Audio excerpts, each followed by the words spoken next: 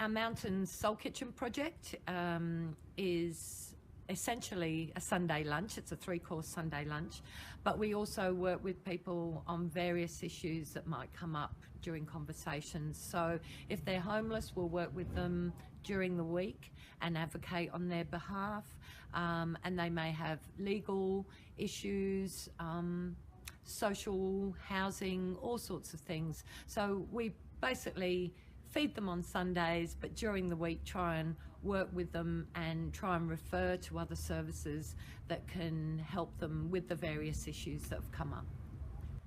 Our experience with people that are homeless in the Blue Mountains is that there is a lack of affordable housing here. There is a lack of single person housing, and so therefore we're finding that people come here because they think they're going to get cheaper accommodation than Sydney, but in fact the mountains is quite expensive.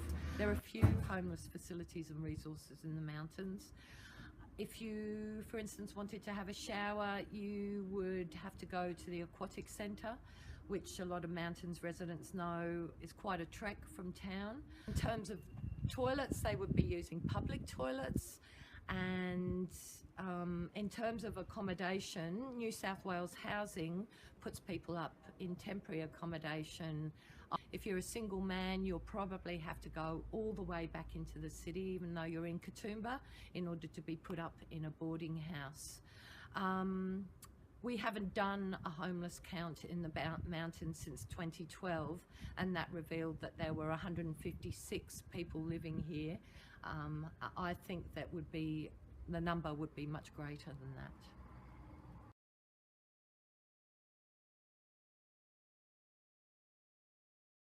The organisation was born because we realised that there was a need for the service that we provide at a street level.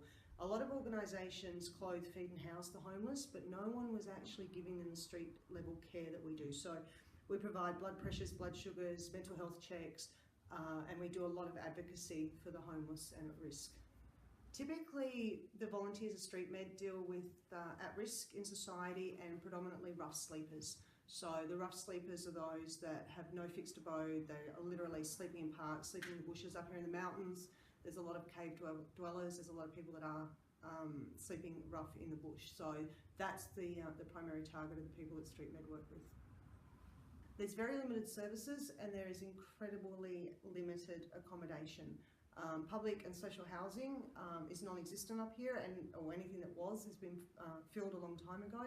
And even private rental, with the cost of living now, when you look at people that are on disability, New Start, allowances, pensions, whatever, when you look at the affordability for their rental versus what the rental property is being dictated at the moment, it's not cost effective.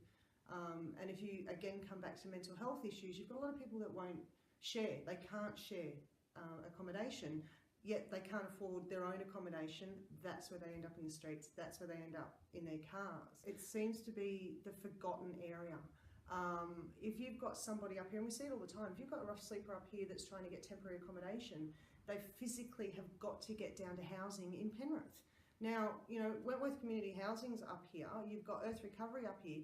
Why is Housing New South Wales not up here? Why is there not a representative up here to help those that have those issues so that they don't have an hour plus train trip there and back?